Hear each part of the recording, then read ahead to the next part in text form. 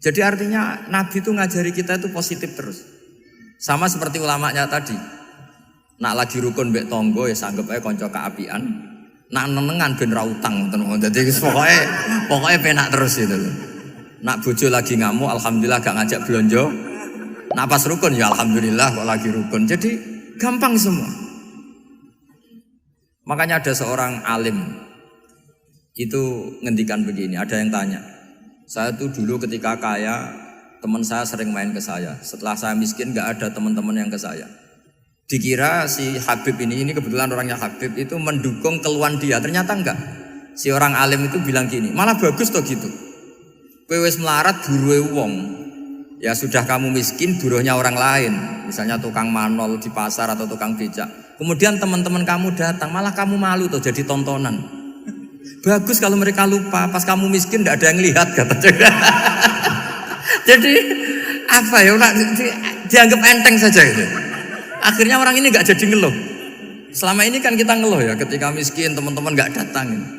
Coba kalau mereka datang pas kamu buruh bikin foto di orang lain, mantan bos buruh, malu nggak? Milih datang apa enggak? Enggak lah, sudah bener itu. Jadi ulama dulu itu makanya sering baca biar tahu solusi hidup.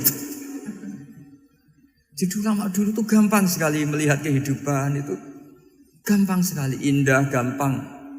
Sekarang tuh enggak. Orang itu cara berpikir nuruti nafsu, itu yang bahaya.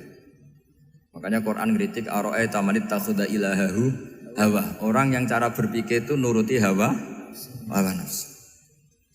Kalau zaman Nabi, zaman sahabat, zaman ulama itu enggak seperti itu. Sehingga cara berpikir itu mudah. Makanya kata Nabi absyiru ya ma'sarul muslimin kata. Kamu harus senang ya ma'sarul muslimin. Allah sekarang buka pintu langit yang sebelumnya enggak pernah dibuka. Dan Allah yubahi bikum malaikatah, dan Allah membanggakan kamu kepada para malaikatnya. Kenapa? Umatnya Muhammad, umatnya Rasulullah Muhammad SAW itu kalau sampean kepengin mati setiap saat itu baik, itu resepnya gampang kata Nabi.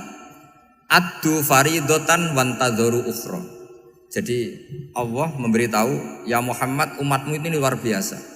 Jadi misalnya tadi kita sholat subuh, ditanya, Bahak kamu sekarang ngapain? Nunggu sholat duhur ya. Setelah sholat duhur ditanya lagi nunggu apa asar.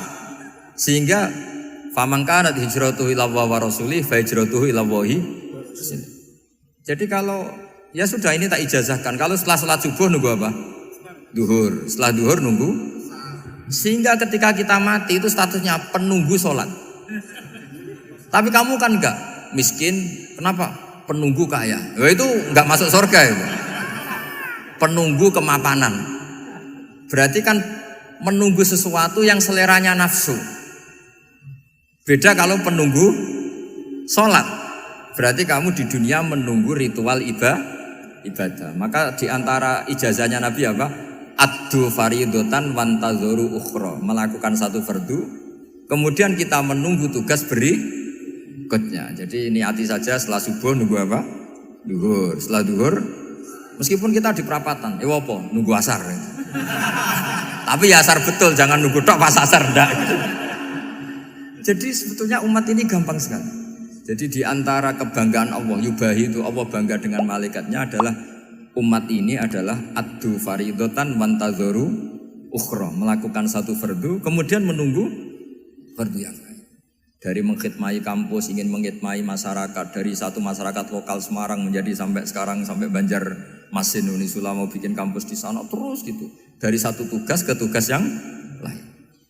Makanya Islam diajarkan setelah satu tugas selesai, faida faruh tafan sok. Jadi sehingga hidup kita itu dinamis. Dari satu kebaikan menunggu kebaikan lain, dari satu kebaikan menunggu. Sehingga hidup kita ngapain? Nunggu satu kebaikan. Ini sudah masuk faman kanat hijratuhu ila Allah wa rasulih fa hijratuhu ila Allah wa rasulih. Sehingga bayangkan kalau kita direkam Allah, Gusti kula ampun mati nak dereng sugih. Wis melarat puluhan tahun, sakit, nunggu sesuatu sing sifatnya nafsu, kepengin sugih. Sugih tok jak cukup. Tahu buruhno wong sing tahu ngenyek ndekne lho, itu kan urung-urung wis dendam. Saya belum mau mati sebelum kaya dan buruhkan orang yang pernah melecehkan saya. Wis ngono akhirnya mati urung sugih. Berarti wis fakir matine hasud. Mau itu ngenes dunia akhirat kan kira-kira seperti itu. Kamu santai aja kalau fakir berarti ngeringankan hisab karena ada banyak harta. Yang mau dihisab apanya? Enggak punya apa-apa. Jadi saya mohon sekali ya, Islam itu mengawal kebahagiaan. Sebab itu sampai bahagia itu menjadi perintah Islam, qul bi fadlillah wa bi rahmati fa bidzalika falyafrahu. Karena dengan bahagia bi taat diharapkan orang Islam itu tidak bahagia atau cari kesenangan lewat jalur apa maksiat. Sehingga ciri utama wali apa? Ala inna auliya Allahi la khaufun alaihim walahum yahzanun. Sehingga ulama dulu itu rileks-rileksnya, termasuk yang saya ceritakan tadi, Imam Ahmad, Imam Syafi'i, itu melihat apa saja rileks. Ya tadi kalau disenangi orang ya barokah, punya kawan kebaikan, nak dineng ya barokah dineng di gedingi tonggo rada utang, ngeranjuk tulung gitu. Jadi rileks saja. Masyhur itu Imam Syafi'i ngendikan, waman asaa ilaika faqad atlakoka. Orang yang berbuat buruk sama kamu, hakikatnya adalah membebaskan kamu. Atlaqo itu apa? Membebaskan. Enak gak jadi hidup gitu?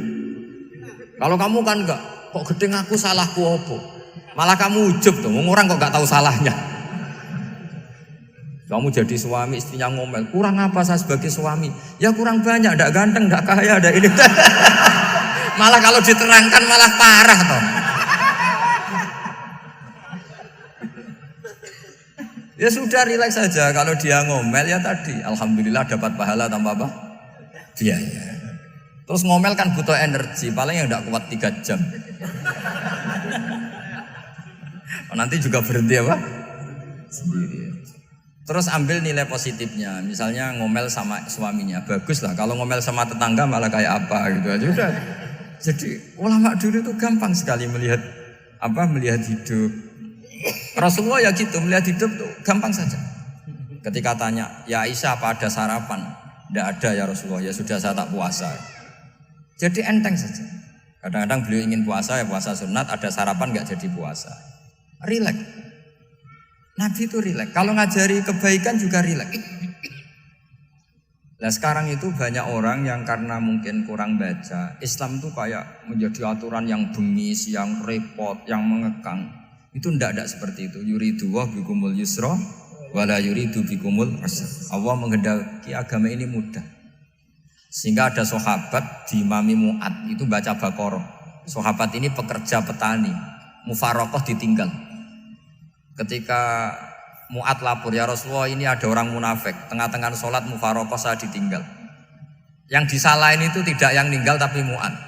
Afattanun anta ya Mu'ad, kami itu tukang fitnah. Masa ngimami petani pakai surat Baqarah? Jadi yang disalahkan ini imamnya. Kalau kamu jadi imam, sholatnya ya yang cepat. Makanya terus banyak orang kecepetan karena tadi. Jadi Nabi itu enteng sekali. Jadi apa ya? Nabi itu beda dengan yang kita bayangkan beda. Nabi pernah ngaji di masjid, kemudian ada tetangga lewat pakai cangkul ke kebun. Semua sahabat gerutu. Ini orang tidak benar. Ada Nabi ngaji ditinggal saja ke kebun, tidak ikut ngaji. Jawabannya Nabi tidak. Itu bagus, itu ikut sunnah saya. Kenapa ya Rasulullah? Dia kerjanya nyari halal. Dan untuk menghidupi keluarganya itu juga ajaran saya. Sehingga yang ngaji ya ajarannya Nabi, yang enggak ngaji karena kerja mencukupi keluarga juga ajarannya Nabi. Segampang itu. Kalau kayaknya kamu kan, wes gak roh akhlak kan gitu. Nabi rileks saja nggak gini. Sampai bisa lihat itu di Ihya, di bab Fadhailul Kasbi. Makanya ini penting sekali supaya orang itu berpikir Islam atau mendakwahkan Islam itu berdasar sanad ya yang muttasil yang pernah dilakukan Rasulullah Shallallahu Alaihi Wasallam. Semoga barokah. Assalamualaikum warahmatullahi wabarakatuh. Ya Rasulullah.